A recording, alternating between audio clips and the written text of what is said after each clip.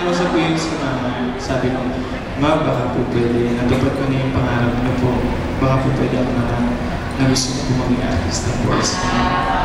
Hindi mo naman gusto mag-doktor. Salamat ulit. Okay, Kenzo, sana yung good looks ka-equal nun yung talent. Good luck. Opo.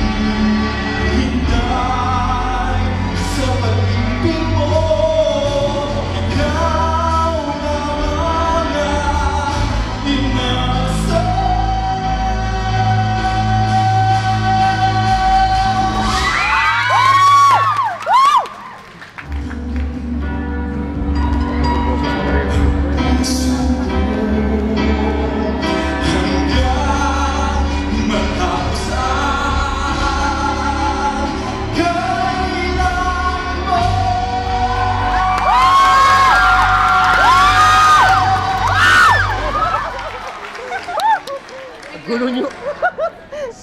Parang pangalan.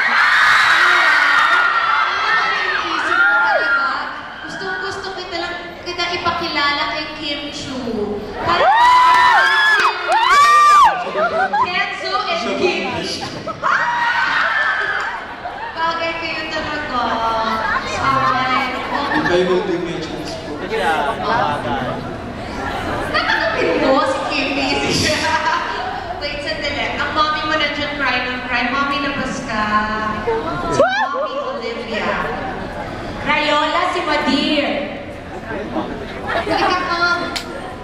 Mommy, come! Mommy, first time mo pala siyang napanood, kaya ako umiiyak. Opo. Galing, no? Opo, ngayon po lang. Ay, mag-iyak mo eh! Kaya mo yan! Nagdidinig ka dito. Olivia, question. After making movies, anong ginawa mo? Nag-abroad po. Saan? Sa Korea po, sa Abu Dhabi, dancer po. Nag-dancer ka. And that's the way na nabuhay mo silang tatlo. Youngest ba siya? Pangalawa po. Middle child. Yung pinaka-oldest, ilang taon? 24. Siya, 22. Tapos, Yung bunso ko po, 18. oh, okay. Sabi niya hindi pa niya namimit ang daddy niya. Opo. Bakit? Ano nangyari? Balik po, hindi, nung ipinanganak ako po sa hindi Nangyari. Ano ba daddy niya? Korean, Japanese? Ano po? Chinese? Chinese. Okay. Olivia, my other question is, considering, di ba, na nag-a-abroad ka tour, parang ang ganda-ganda ng pagpapalaki sa kanila. Sino tumulong sa'yo? Mommy mo? Opo, mama ko po. You can tell them na, di ba, friendship, makikita mo na may nagmahal at nag-aruga talaga sa kanya. Si baby ko. Bye-bye, mommy mo until now. Yung lola niyo.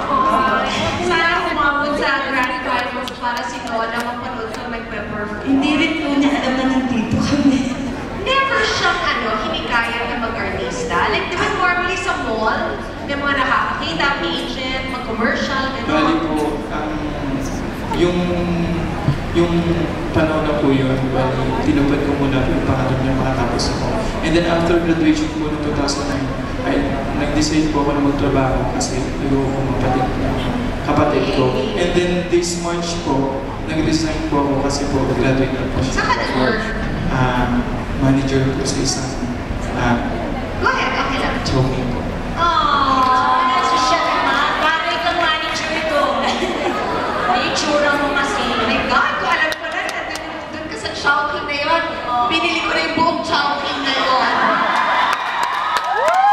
At higit sa lahat, malay mo balang araw, ikaw na mag-may-ari ng Chowking. Correct. Oh. Alam mo, Olivia, na ang lakas ng star potential nitong si Kenzo. Nararamdaman mo yun. Oo, di ba? This is it. Ito na yung moment. Tsaka mabait siya.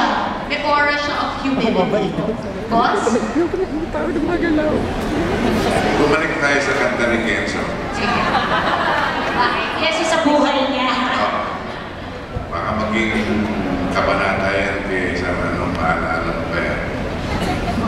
Anyway, Kenzo, your state's presence is fantastic. The way you command the stage and you want them to do it. Yung boses mo maganda pa rin tayo. Kaya kulang pa. Kulang yung buuing pa. And then more volume. Kapot mo naman yung idols.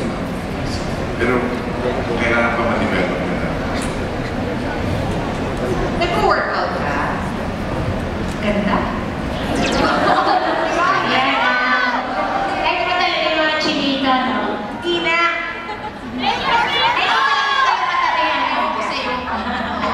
Galing agad.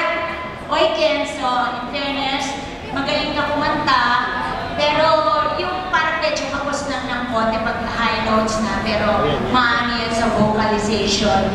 Isa lang sabihin ko, baba mo lang ng konti yung buko para hindi siya masyadong mataas. Parang mas cute ka pag medyo mababa yung buhok. Masyado nakatis.